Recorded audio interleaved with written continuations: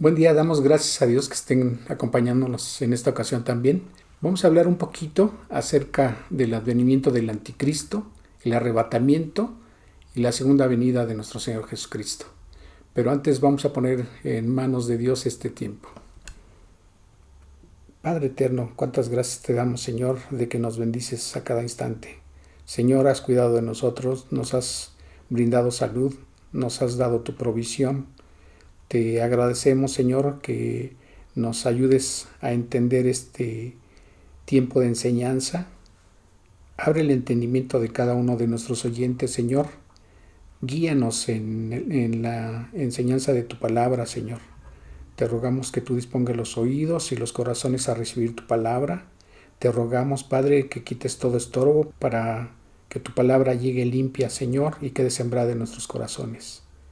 Te agradecemos, Padre eterno, y te rogamos, Señor, que nos ayudes a tener paz, Señor, en estos tiempos de angustia para mucha gente, que puedan entender, Señor, que tú estás permitiendo estas cosas también para que volteen a ver tu rostro y sobre todo para que reciban tu misericordia, porque estamos verdaderamente en los tiempos finales.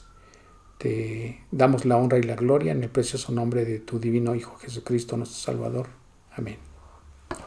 Bien, les invito a que abran sus Biblias en la segunda carta a los Tesalonicenses en el capítulo 2. Vamos a analizar versículo por versículo. Segunda de Tesalonicenses, capítulo 2, versículo 1. Pero con respecto a la venida de nuestro Señor Jesucristo y nuestra reunión con Él, os rogamos, hermanos, que no os dejéis mover fácilmente de vuestro modo de pensar, ni os conturbéis ni por espíritu ni por palabra, ni por carta como si fuera nuestra, en el sentido de que el día del Señor está cerca. Nadie os engañe en ninguna manera, porque no vendrá sin que antes venga la apostasía y se manifieste el hombre de pecado, el hijo de perdición, el cual se opone y se levanta contra todo lo que se llama Dios o es objeto de culto, tanto que se sienta en el templo de Dios como Dios, haciéndose pasar por Dios. ¿No os acordáis que cuando yo estaba todavía con vosotros os decía esto? Y ahora vosotros sabéis lo que lo detiene a fin de que a su debido tiempo se manifieste, porque ya está en acción el misterio de la iniquidad, solo que hay quien al presente lo detiene hasta que él a su vez se ha quitado de en medio. El versículo 1 dice, vuelvo a leer para que lo analicemos. Pero con respecto a la venida de nuestro Señor Jesucristo y nuestra reunión con Él, os rogamos, hermanos, que no os dejéis mover fácilmente de vuestro modo de pensar. Cuando aquí está diciendo que no nos dejemos mover con respecto a nuestro modo de pensar, no quiere decir que no cambiemos el pensamiento que tenemos conforme a lo que cada quien cree, sino conforme a lo que la palabra de Dios dice. Y dice el versículo 2, que no os dejéis mover fácilmente de vuestro modo de pensar, ni os conturbéis ni por espíritu, ni por palabra, ni por carta, como si fuera nuestra, en el sentido de que el día del Señor está cerca. Aquí cuando el apóstol Pablo está diciendo que ni siquiera por una carta como si fuera de parte de ellos, nos da a entender que había personas que estaban metiendo creencias o pensamientos o ideas que iban en contra de lo que ya habían recibido como enseñanza acerca del tiempo de la segunda venida del Señor Jesucristo. Y lo que nos hace pensar que pudieran estar identificadas las personas que en esa iglesia estaban filtrando cosas que no eran de la enseñanza del apóstol Pablo, eso lo podemos ver en la segunda carta a Timoteo en el capítulo 2. Podemos ver a partir del versículo 15 que dice, procura con diligencia presentarte a Dios aprobado como obrero que no tiene de qué avergonzarse, que usa bien la palabra de verdad. Esto se lo está diciendo el apóstol Pablo a Timoteo. Pero en el versículo 16 dice, mas evita profanas y vanas palabrerías porque conducirán más y más a la impiedad. Y el versículo 17 dice, y su palabra carcomerá como cangrena, de los cuales son Himeneo y Fileto. Versículo 18, que se desviaron de la verdad, diciendo que la resurrección ya se efectuó y trastornan la fe de algunos. ¿Y por qué era tan importante el ruido que estaban metiendo ellos con respecto a que ya se había efectuado la resurrección? Si nosotros recordamos lo que nos dice la primera carta a los Corintios, en el capítulo 15, a partir del versículo 51 y 52, dice: He aquí os digo un misterio, no todos dormiremos, pero todos seremos transformados en un momento, en un abrir y cerrar de ojos, a la final trompeta, porque se tocará la trompeta y los muertos serán resucitados incorruptibles y nosotros seremos transformados. Estas dos personas de las que le hace señalamiento el apóstol Pablo a Timoteo en su segunda carta a Timoteo, ellos estaban diciendo que la resurrección ya se había efectuado, y como este pasaje también nos remite o nos habla acerca del arrebatamiento de la iglesia, pues les estaban haciendo creer que tanto la resurrección como el arrebatamiento ya se había efectuado y ellos se habían quedado. Fíjense, si nosotros vemos lo que dice la primera carta a los tesalonicenses en el capítulo 4 a partir del versículo 16, la escritura nos dice: porque el Señor mismo, con voz de mando, con voz de arcángel y con trompeta de Dios, descenderá del cielo, y los muertos en Cristo resucitarán primero. Luego nosotros, los que vivimos, los que hayamos quedado, seremos arrebatados juntamente con ellos. Entonces, en el momento en que estas dos gentes les están diciendo a la iglesia que ya se había efectuado la resurrección, pues era obvio que ellos también entendían que ya se había dado el arrebatamiento de la iglesia y que ellos se habían quedado. ¿Y por qué es esto tan importante? Porque si nosotros confiamos en lo que es lo que nos dice la enseñanza en la Escritura, nosotros podemos estar firmes en nuestras creencias. Pero si nosotros creemos lo que nos digan otras personas fuera de lo que está escrito en la Biblia, pues entonces nuestra fe va a andar divagando. Entonces, es importante que lo que escuchemos de cualquier predicador lo corroboremos con lo que dice la Escritura, y esto no va a dejar que nos movamos en nuestro modo de pensar, como dice el versículo 2. Entonces, en ese sentido, por eso está diciendo el apóstol Pablo aquí en la segunda carta a los tesalonicenses en el versículo 2, que no se dejaran mover ni siquiera por una carta, como si ellos la hubieran escrito. Entonces, fíjense, dice el versículo 3, nadie os engañe en ninguna manera, porque no vendrá. ¿Qué es lo que no vendrá? Ni la segunda venida de nuestro Señor Jesucristo, ni nuestra reunión con Él, es decir, el arrebatamiento de la iglesia, sin que antes venga la apostasía y se manifieste el hombre de pecado. ¿Qué es lo que nos está diciendo este versículo 3? Antes de que llegue el tiempo de la segunda venida de nuestro Señor Jesucristo y antes de que se dé el arrebatamiento de la iglesia, primero se tiene que dar la apostasía de muchos que se dicen creyentes. Y también la manifestación de el anticristo. Hasta el versículo 3, eso es lo que nosotros pudiéramos entender. Y si nosotros nos quedamos hasta ahí, entonces pudiéramos pensar que la iglesia va a conocer al anticristo. ¿Por qué? Porque nuevamente leo el versículo 3. Fíjense, nadie os engañe en ninguna manera, porque no vendrá. ¿Qué? No vendrá.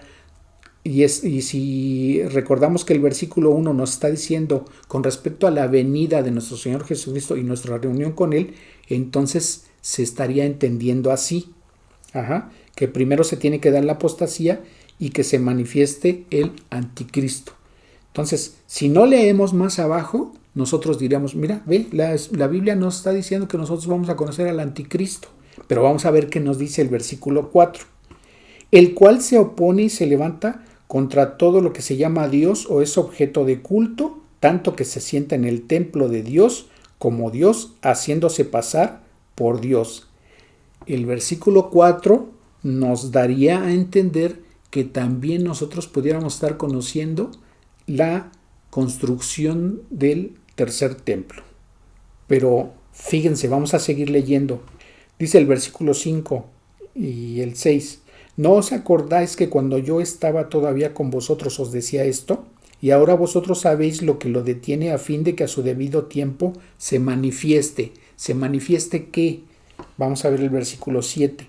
Porque ya está en acción el misterio de la iniquidad, solo que hay quien al presente lo detiene. Ok, entonces esos dos versículos nos están diciendo que no se puede manifestar el anticristo porque hay algo o alguien que lo está deteniendo, que está deteniendo que se manifieste. Y continuamos leyendo el final del versículo 7, hasta que él a su vez se ha quitado de en medio. Entonces, quiere decir que hasta que ese alguien o eso, en griego es la palabra katejon, se ha quitado de en medio, hasta entonces se van a manifestar el anticristo. Algunos llegaron a pensar que se trataba quizá de poderes de gobierno, pero es obvio que esto no es así. ¿Por qué? Porque si nosotros analizamos las noticias, los acontecimientos que se están dando, hay muchos gobiernos que están esperando a que haya un gobierno mundial. Entonces no se trata de que algún gobierno esté impidiendo su advenimiento o su manifestación pública. Entonces no es eso. Hay cristianos que dicen que se trata de la iglesia, pero también hay cristianos que dicen que se trata del Espíritu Santo. ¿Y por qué es esto? Fíjense, la iglesia en cada uno de los creyentes tiene morando en su persona al Espíritu Santo. Ya en otra enseñanza anterior que di, había yo hablado acerca de que los creyentes podemos inmediatamente identificar quién es el anticristo en el momento en que empezara a manifestarse públicamente. Entonces, en ese sentido, la gran oposición al anticristo sería la iglesia, con ayuda y poder del Espíritu Santo, porque con la escritura en la mano pudiéramos estar haciendo ese tipo de manifestación. Entonces, los tiempos se tienen que cumplir y los eventos se tienen que dar conforme a lo que está escrito. Vamos a ver con fundamento bíblico, porque no es de qué es lo que creo yo, qué es lo que estoy pensando yo, sino qué es lo que dice la escritura. Y para esto, fíjense lo que nos dice, por ejemplo, el capítulo 16 del Evangelio de Juan. Vemos a partir del versículo 7, está hablando el Señor Jesucristo. Pero yo os digo la verdad, os conviene que yo me vaya, porque si no me fuera, el Consolador no vendría a vosotros. ¿Quién es este Consolador? Vamos a seguir leyendo. Y cuando Él venga, convencerá al mundo de pecado, de justicia y de juicio, de pecado por cuanto no creen en mí, de justicia por cuanto voy al Padre y no me veréis más, y de juicio por cuanto el príncipe de este mundo ha sido ya juzgado. Y dice el versículo 13, pero cuando venga el Espíritu, y aquí está con mayúscula, de verdad Él os guiará a toda verdad. Y bueno, alguien pudiera decir, pero es que aquí no está hablando específicamente que se trate del Espíritu Santo. Pero si nosotros vamos al capítulo 14, en el versículo 26, la Escritura nos dice, mas el Consolador, el Espíritu Santo, a quien el Padre enviará en mi nombre, Él os enseñará todas las cosas y os recordará todo lo que yo os he dicho. Entonces, con esto podemos comprobar que sí, efectivamente, el capítulo 16, entre el versículo 7 al 13, está refiriéndose al Espíritu Santo. Pero fíjense, aquí lo central es lo que nos hace mención. En el versículo 8 nos dice que cuando Él venga convencerá al mundo de pecado, de justicia y de juicio. Y nosotros como iglesia sabemos que cuando le compartimos el Evangelio a una persona, el Espíritu Santo está trabajando en esa persona y la está convenciendo de pecado, de justicia y de juicio. Nosotros como creyentes no podemos decir que somos tan buenos para compartir el Evangelio que podemos convencer a una persona, porque esa parte es el trabajo del Espíritu Santo. Nosotros no podemos convencer ni cambiar a nadie. Eso solamente lo hace Dios a través del Espíritu Santo. Entonces, vamos a pensar, si en el momento en que la iglesia fuera arrebatada, el Espíritu Santo no estuviera aquí, según es lo que piensan algunos, entonces no habría salvación en medio de la tribulación y de la gran tribulación. Y esto no es lo que nos dice la Escritura. Dios ha dejado textos que nos dan a entender que a pesar de que viene un tiempo de angustia y de situaciones que jamás ha vivido el mundo en cuanto al sufrimiento que se va a dar en ese tiempo, que son 7 años de tribulación y gran tribulación, los textos que nos dice la palabra nos hablan de que va a haber salvación.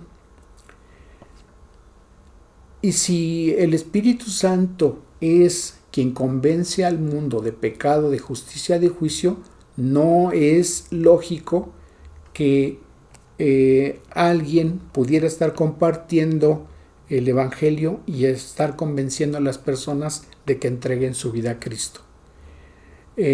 Alguien más pudiera decir, bueno, pues es que el Evangelio va a ser compartido por 144,000 judíos, que es lo que nos habla el capítulo 7 en Apocalipsis.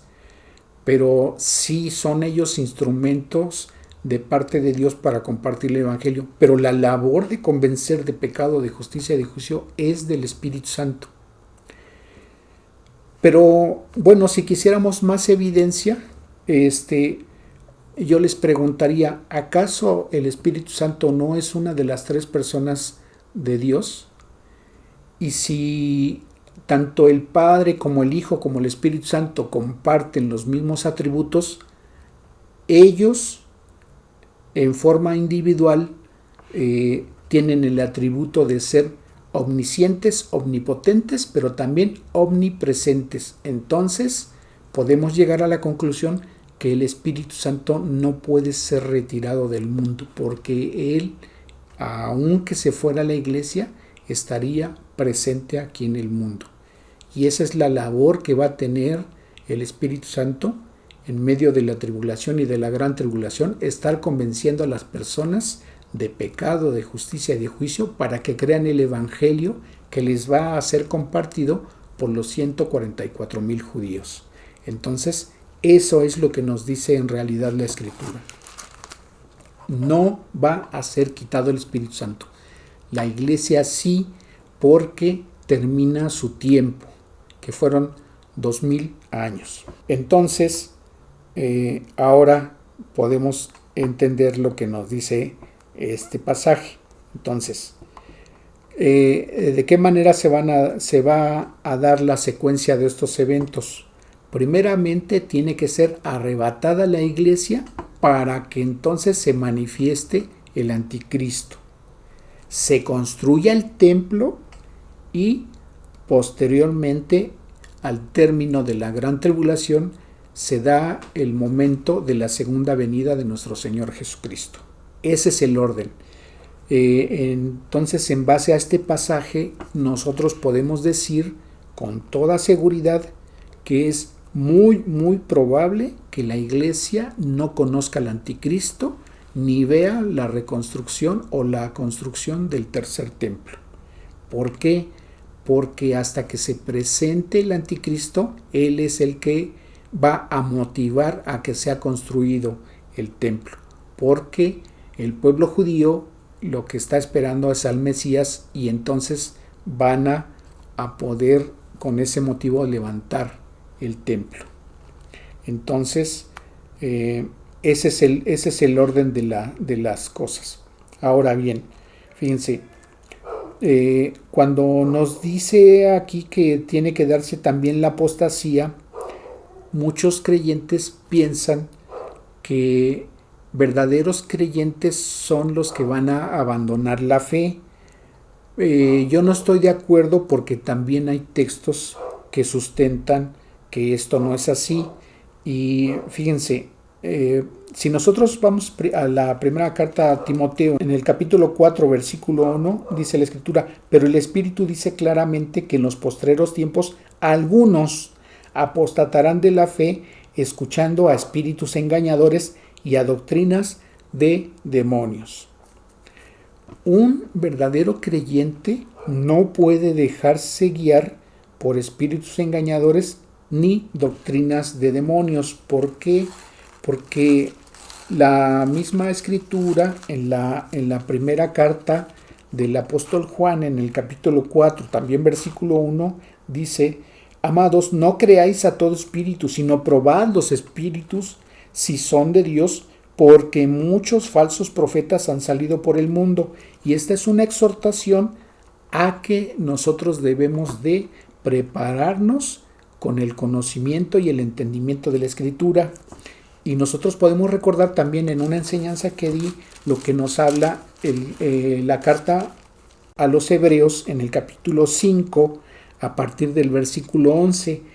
Dice la Escritura: acerca de esto tenemos mucho que decir y difícil de explicar, por cuanto os habéis hecho tardos para oír, porque debiendo ya ser maestros después de tanto tiempo, tenéis necesidad de que se os vuelva a enseñar cuáles son los primeros rudimentos de las palabras de Dios, y habéis llegado a ser tales que tenéis necesidad de leche y no de alimento sólido, y todo aquel que participa de leche es inexperto.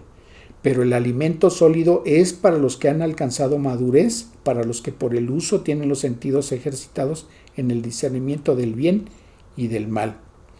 Entonces, cuando un creyente o supuesto creyente se queda nada más con la leche espiritual, con los puros rudimentos de la palabra, es fácil que pueda ser movido de su fe.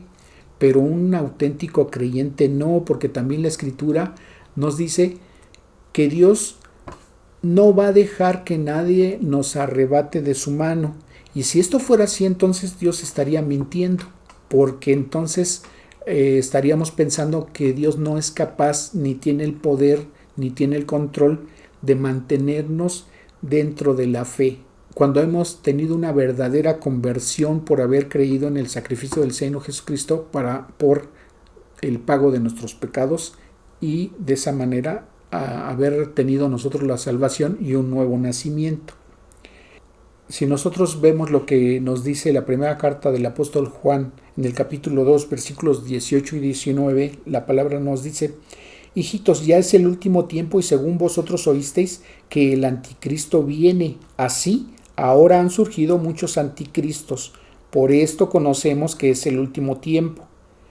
Y dice el versículo 19: salieron de nosotros, pero no eran de nosotros, porque si hubiesen sido de nosotros, habrían permanecido con nosotros. Entonces, cuando un supuesto creyente se aleja y no vuelve a abrazarse de la fe, pudiéramos estar considerando que verdaderamente no era un creyente. ¿Por qué? Porque aquí esta parte de la palabra nos dice que si hubieran permanecido, entonces sí serían de nosotros. Pero no solamente lo dice el apóstol Juan. Nosotros podemos ver en el Evangelio de Juan también en el capítulo 5, en el capítulo 15 y en el capítulo 8. Fíjense, dice el capítulo 15 de Juan, en el versículo 6: el que en mí no permanece será echado fuera como pámpano y se secará, y los recogen y los echan en el fuego y arden. Aquí el Señor Jesucristo está hablando de permanencia. Vuelvo a leer: el que en mí no permanece será echado fuera como pámpano y se secará, y los recogen y los echan en el fuego y arden. Ahora fíjense lo que nos dice el capítulo 8, a partir del versículo 31. Dijo entonces Jesús a los judíos que habían creído en él, si vosotros permaneciereis en mi palabra, seréis verdaderamente mis discípulos, y conoceréis la verdad, y la verdad os hará libres. Entonces, estos dos textos, lo que nos dice el Señor Jesucristo y lo que nos dice el apóstol Juan, están confirmando que todo aquel que se aleja o apostata de la fe, sino que se alejó y no permaneció porque no era verdadero creyente. Saborearon las cosas de la fe, pero como no permanecieron, quiere decir que verdaderamente no creyeron, porque si hubieran creído verdaderamente ellos se hubieran mantenido.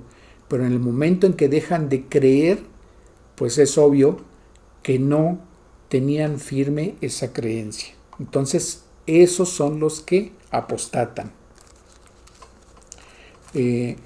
Ahora, ya había hablado acerca del tema cuando hablé acerca de si la salvación se pierde o no. Esto nos da también elementos para decir que si verdaderamente hubiera apostasía de parte de verdaderos creyentes, entonces pudiéramos estar pensando que la salvación se pierde, y esto no es así.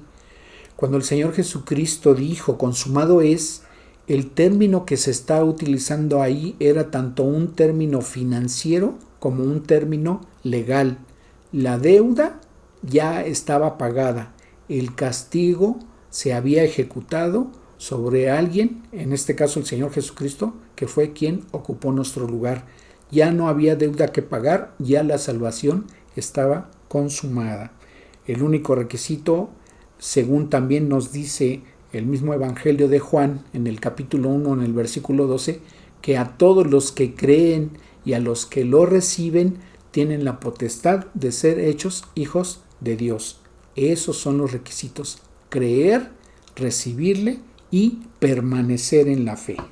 Ya entendimos entonces que antes que se manifieste el anticristo, tiene que ser quitada la iglesia y se tiene que dar la apostasía. Pero ya vimos que no es quitado el Espíritu Santo, porque Él va a seguir trabajando en el mundo para aquellos que se conviertan.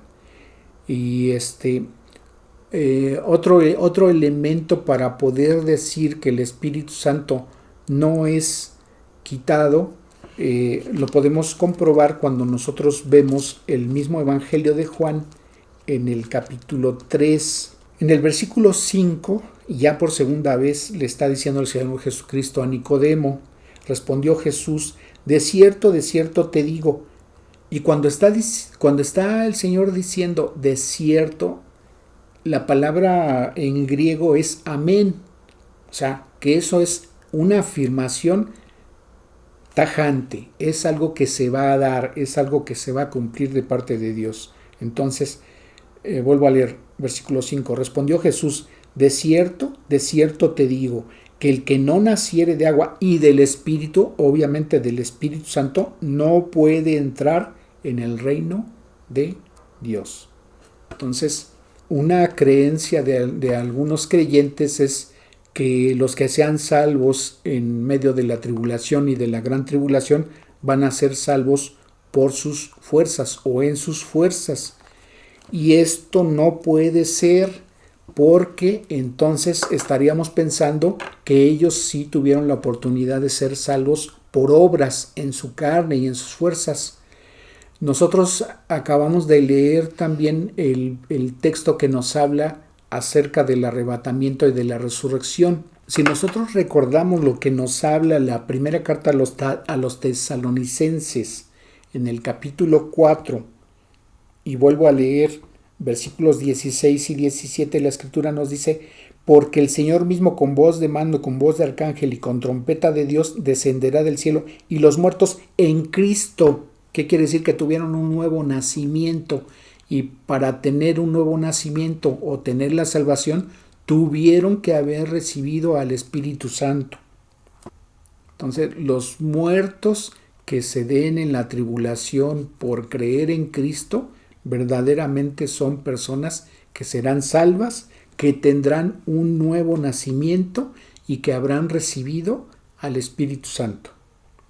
Porque como ya vimos en el Evangelio de Juan, No puede nadie entrar en el reino de Dios si no nace de agua, esto es de la palabra, y si no nace por parte del Espíritu Santo, que es un tema que ya había hablado yo acerca de qué es el nuevo nacimiento. Entonces, oye, pero entonces, ¿qué diferencia habría en que haya sido arrebatada la iglesia y que haya personas salvas y hayan obtenido el nuevo nacimiento? Entonces, ¿cuál sería la diferencia de que haya o no iglesia en el tiempo de la tribulación y de la gran tribulación, que el ministerio de compartir el evangelio ahora se regresa al pueblo judío a través de los 144,000 sellados, que nos habla el capítulo 7 de Apocalipsis? Ellos son los que van a tener ese ministerio. El tiempo de la iglesia ya se habrá cumplido para entonces, al momento de haber sido arrebatada. ¿Sí? Y al efecto quiero recordar que Dios es matemático por excelencia. Él cumple sus tiempos a la perfección, ni un minuto más, ni un minuto menos. Él cumple en tiempo lo que va a hacer y lo ha dejado escrito. Ya en la enseñanza anterior había yo explicado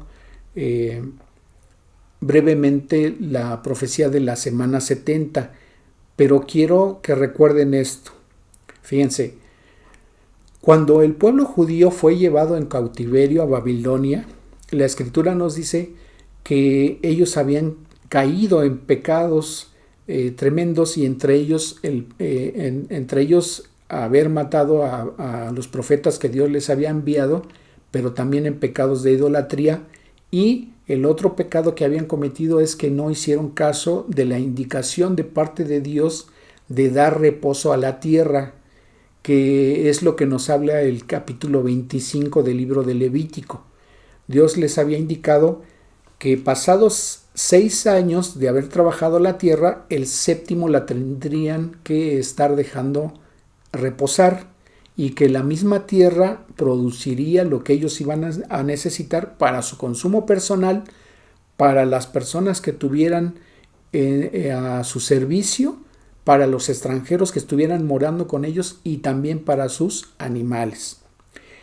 Pero no nada más eso, sino que tendrían que pasar también 49 años, y al año 50 también vendría un año conocido como de jubileo, y ese año también tendrían que dejar descansar la tierra.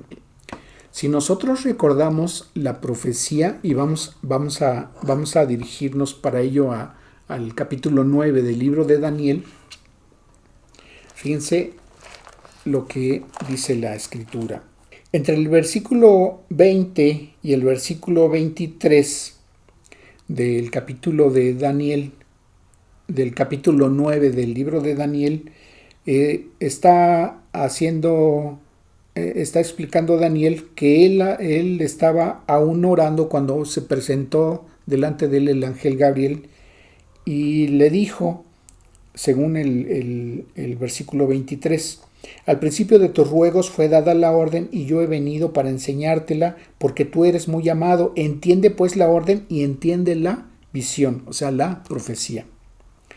70 semanas están determinadas sobre tu pueblo, o sea, sobre el pueblo judío, y sobre tu santa ciudad, Jerusalén, para terminar la prevaricación y poner fin al pecado y expiar la iniquidad,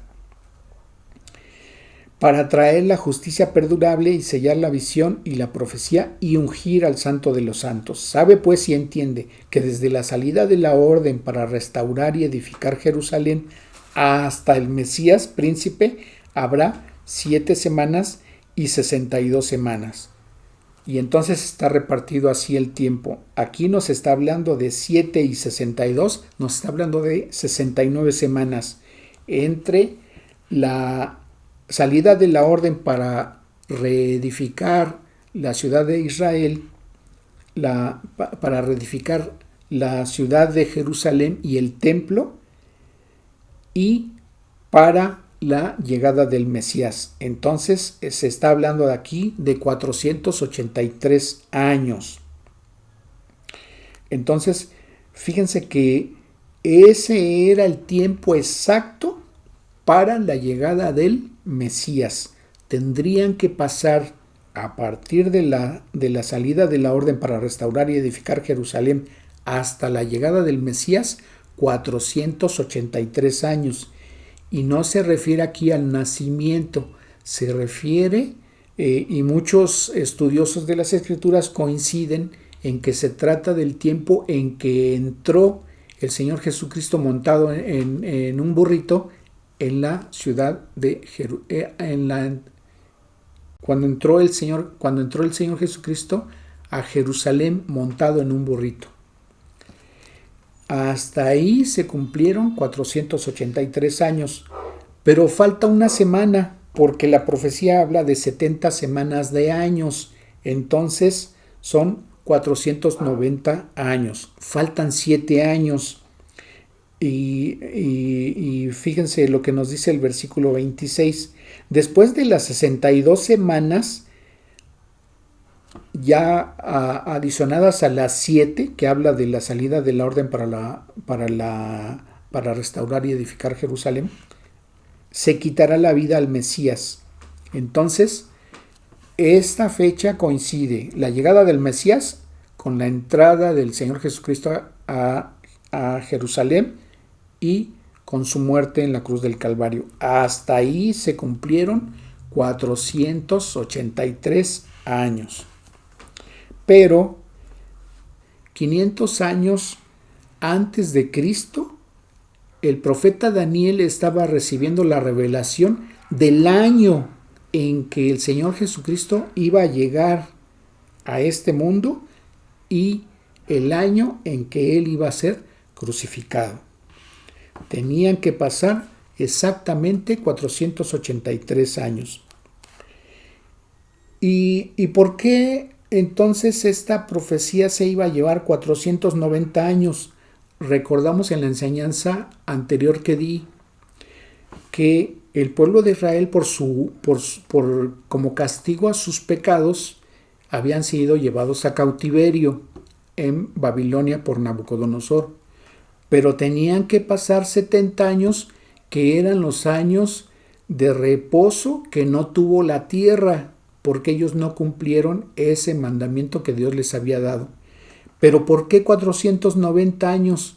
Porque el reposo tenía que haber sido dado una semana o 7 años y el reposo que tenía que pasar después de cada jubileo, que se cumplía a los 49 años. Si nosotros multiplicamos por 10, nos va a dar 49 por 10, 490 años. Y 70 años eran los que tenía que haber reposado la tierra. Por eso el versículo 26 nos dice: y después de las 62 semanas se quitará la vida al Mesías, mas no por sí, y el pueblo de un príncipe que ha de venir destruirá la ciudad y el santuario.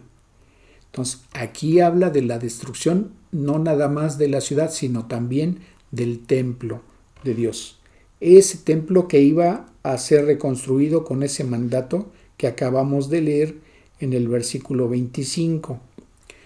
Entonces, esa profecía se cumplió en el año 70.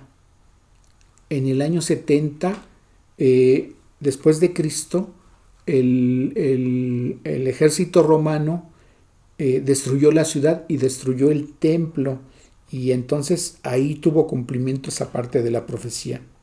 Pero nos dice el versículo 27, y por otra semana, que es la que nos falta agregarle a las 69 semanas para que nos dé 70, confirmará el pacto con muchos a la mitad de la semana, es decir, a los 3 años y medio, hará cesar el sacrificio y la ofrenda. Después, con la muchedumbre de las abominaciones, vendrá el desolador.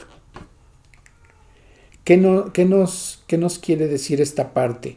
Lo podemos ver en el mismo libro de Daniel, en el capítulo 11, versículo 31. Y se levantarán de su parte tropas que profanarán el santuario y la fortaleza y quitarán el continuo sacrificio y pondrán la abominación desoladora.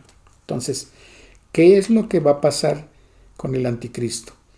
Cuando él se manifieste, va a confirmar el pacto de paz entre el pueblo de Israel y las naciones con las que tiene conflicto en el Medio Oriente.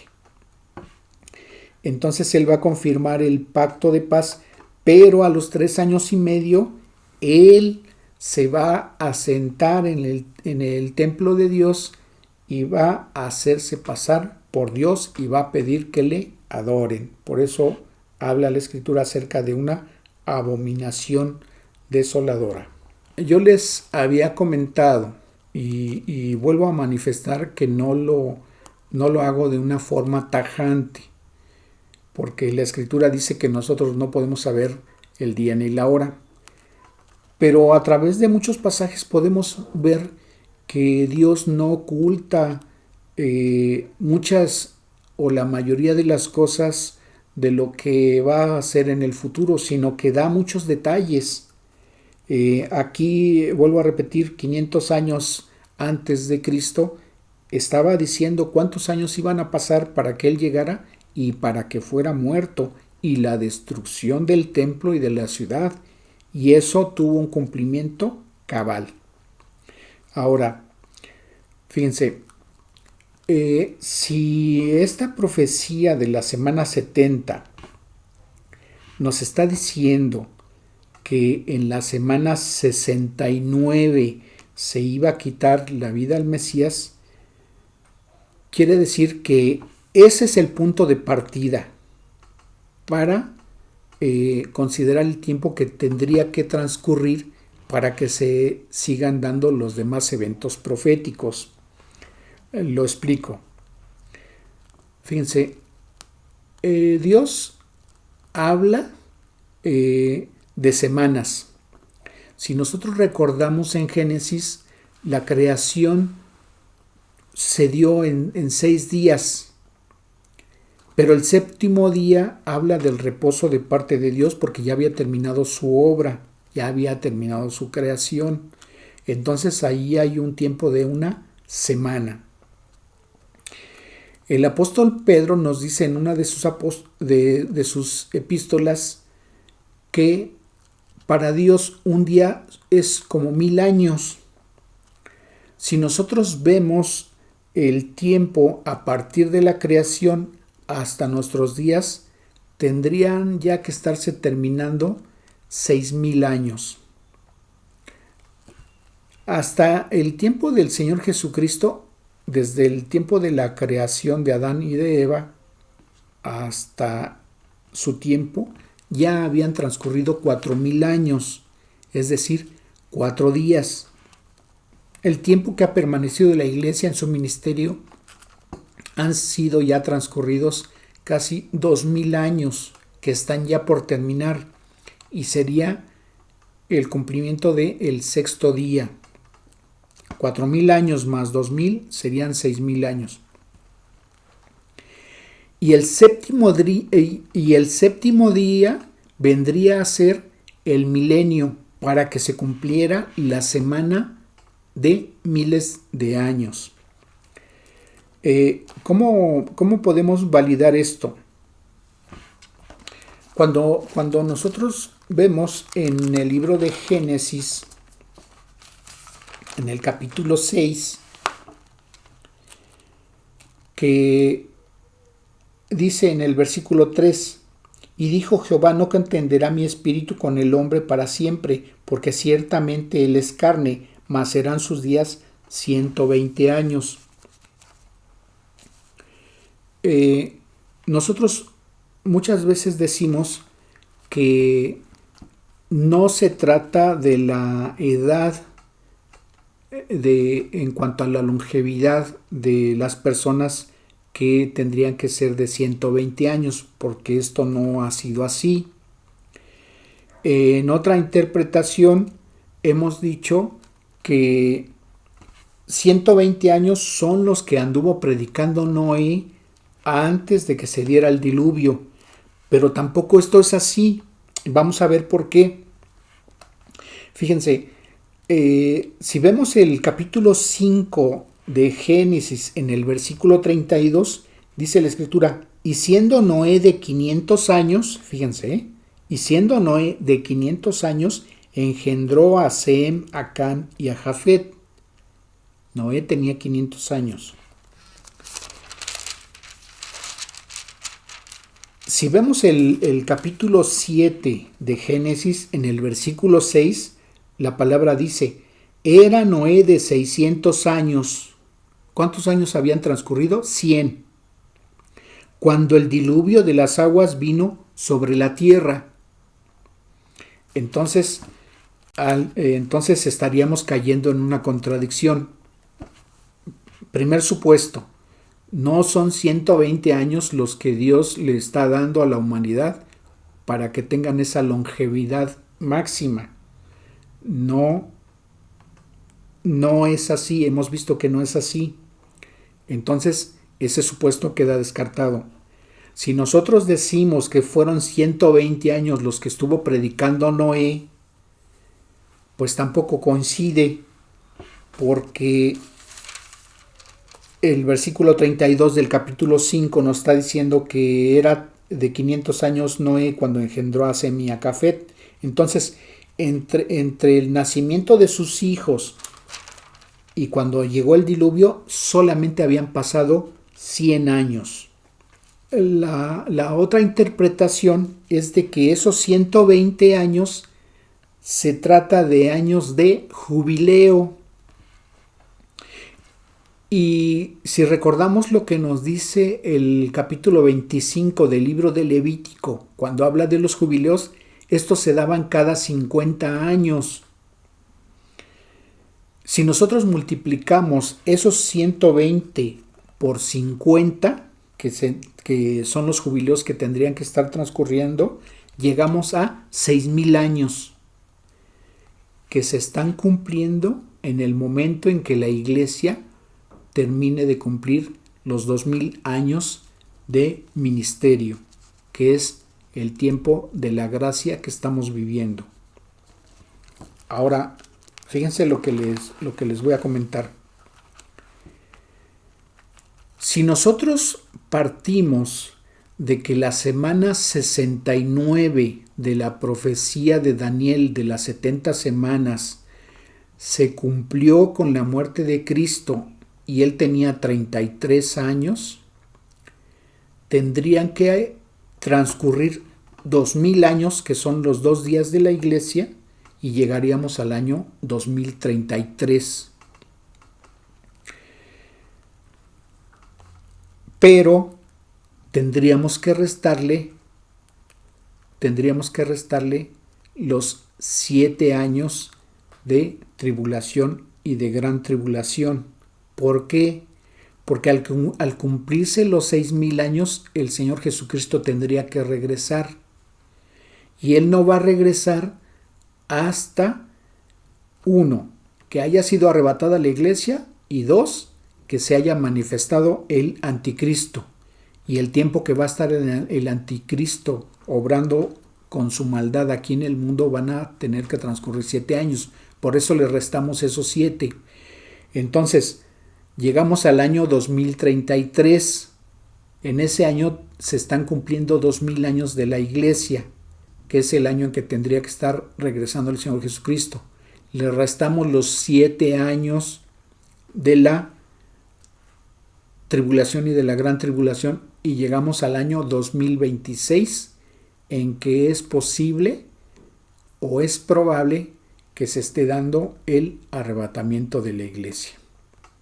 Entonces, estamos muy, muy, muy cerca. Yo en uno de los primeros videos que di como enseñanza, dije que este año no iba a ser el arrebatamiento, y lo pueden verificar. Y hemos dicho que el cumplimiento profético en que se dé el arrebatamiento es durante la celebración del Rosh Hashanah, o la fiesta de las trompetas. Y este año se celebró el día 18 y 19 de este mes de septiembre de 2020 y ya vimos que ya pasó y no hubo arrebatamiento. Algunos estaban considerando la formación de la nación de Israel siendo reconocida como país ante las Naciones Unidas en mayo de 1948 y han considerado lo que dice el Salmo, que habla acerca de la duración en años de una generación. Vimos que si le agregaban los 70 años, llegaban al año 2011 y ese ya pasó y no pasó nada. Y si le agregan los 80 años, estarían llegando al año 2021, que es el año que viene. Y les manifiesto que yo creo que tampoco va a darse el arrebatamiento. Creo que se tiene más evidencia bíblica, más evidencia con fundamento bíblico de lo que les estoy hablando ahorita a el otro supuesto. Pero bueno, ya lo veremos. Ciertamente Dios es soberano y Dios puede regresar en el momento en que Él lo disponga. Algunos quizá inclusive han manifestado que las cosas se están acelerando por el acuerdo de paz que fue firmado en este mes de septiembre con los Emiratos Árabes y otra nación del Medio Oriente.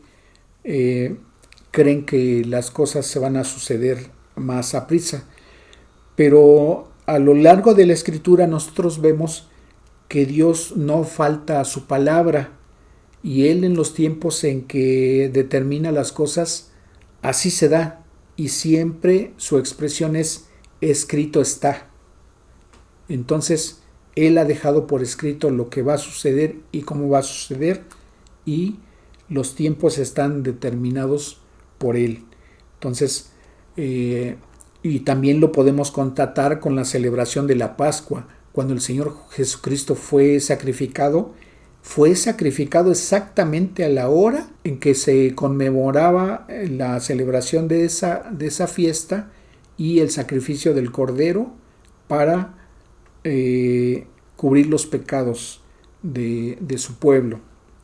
Exactamente a esa hora. Y Juan el Bautista lo había presentado como el Cordero de Dios que quita el pecado del mundo.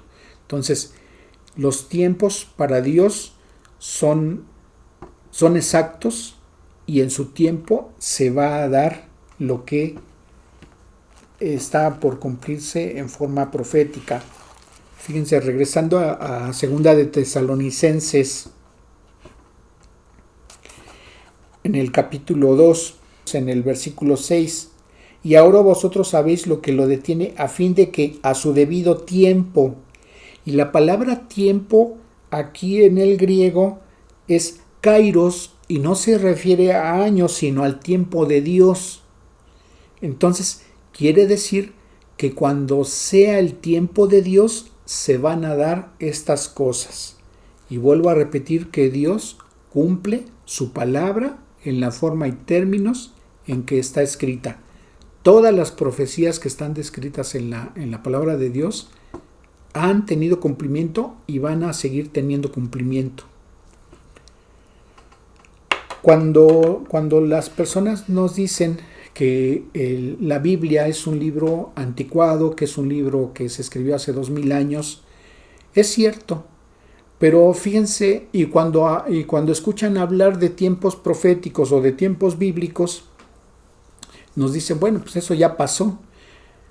Pues déjenme decirles que no, que nosotros estamos viviendo tiempos bíblicos porque la Escritura abarca desde la creación hasta el fin del milenio. Quiere decir que la Biblia tiene vigencia todavía para más de 1000 años, de aquí hacia adelante. Y nosotros estamos en una partecita de esa historia que está descrita en la Escritura, de esa vigencia que tiene la Escritura. Entonces no podemos decir que la Biblia sea un libro ya pasado, que sea un libro que solamente es historia, porque hay cosas, muchas cosas que todavía están por cumplirse.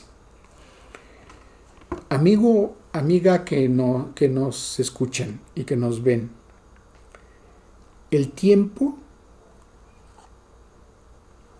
final de lo que va a acontecer y que está descrito en el libro de Apocalipsis está cada vez más cerca. Está por cumplirse esas profecías que están descritas ahí. Fíjense lo que nos dice el libro de Apocalipsis en el capítulo 3, versículo 10. Por cuanto has guardado la palabra de mi paciencia, yo también te guardaré de la hora de la prueba que ha de venir sobre el mundo entero, para probar a los que moran sobre la tierra. Si tú no tienes seguridad de tu salvación, o si es la primera vez que escuchas este mensaje, yo te pido que le entregues tu vida a Cristo, para que seas librada de este tiempo que está por venir sobre el mundo entero. Porque lo que va a vivir el mundo son cosas terribles que jamás han acontecido. Muchas veces cuando vemos las noticias acerca de maremotos, de tsunamis, de terremotos o de otro tipo de tragedias, la gente se angustia. Pues lo que viene y que está descrito en el libro de Apocalipsis son cosas mucho más terribles, tan terribles que nosotros podemos considerar que actualmente la población en el mundo es de más de 7,000 millones de habitantes. Si uno de los acontecimientos que están descritos en el libro de Apocalipsis dice que va a morir la tercera parte de la población en el mundo, estaríamos hablando de que en ese evento van a morir más de 2,000 millones de personas. Imagínate lo terrible que va a ser en ese tiempo, angustioso.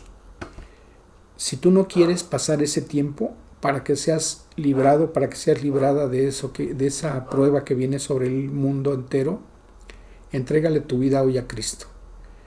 Y si no lo sabes hacer, si no sabes cómo pedirle por tu salvación a Dios, yo te invito a que le digas esto. Cierra tus ojos e inclina tu cabeza y dile esto a Dios. Dios Todopoderoso, he escuchado tu palabra. El Señor Jesucristo hace 2,000 años que vino a este mundo a padecer en la cruz del Calvario. Él sufrió y murió en esa cruz, recibiendo el castigo que yo merecía por mis pecados. Él ha pagado mi deuda. La santa sangre que derramó en esa cruz, sé que es útil para lavar mis pecados y limpiarme de toda maldad. Dios, yo te ruego que ese sacrificio que hizo el Señor Jesucristo en la cruz del Calvario me aplique a mí, porque yo creo que Él vino a darme salvación a través de ese sacrificio. Sé que en ese Calvario que Él padeció, murió y fue sepultado, pero al tercer día resucitó y está sentado a tu diestra, intercediendo por mí. Yo me arrepiento de mis pecados porque sé que me condenan, pero también sé que tengo la salvación por creer en ese sacrificio que hizo el Señor Jesucristo por mí. Y yo lo creo y te ruego, Señor, que vengas a mi corazón y me limpies de toda maldad, que mores en mí, que me selles con tu Espíritu Santo, que me des un nuevo nacimiento y que hagas de mí la persona que tú quieres que yo sea, que me guíes en mi andar en este mundo hasta que me llames a tu presencia. Te agradezco, Señor, por lo que hoy has hecho por mí. Sé que ahora pertenezco a ti y soy parte de tu familia. Y te agradezco, Dios Todopoderoso, por eso. Gracias, Señor, en el nombre y méritos de mi Salvador Jesucristo. Amén. Si tú lo has creído en tu corazón y has sido sincera o sincero en tus palabras y Dios así lo ha comprobado, Dios te ha perdonado. Te ha dado la salvación, has recibido su misericordia y ahora eres bienvenido a la familia de Dios. Que Dios te bendiga. Vamos a terminar este tiempo con una oración, pero también los invito a que nos acompañen en la próxima emisión. Vamos a terminar. Dios, te agradecemos, Señor, la enseñanza de tu palabra, la guía de tu Santo Espíritu. Señor, te rogamos tus bendiciones para todos aquellos que nos han visto y que nos verán. Señor, te rogamos que seas tú con ellos, que tú les guíes, que tú les des palabra de aliento, de fortaleza, para que puedan compartirlo a quienes tú les muestres. Te rogamos que les proveas en sus necesidades y que les guardes en salud por lo que acontece allá afuera. Te agradecemos, Padre eterno, en el precioso nombre de Cristo Jesús. Amén. Que Dios les bendiga.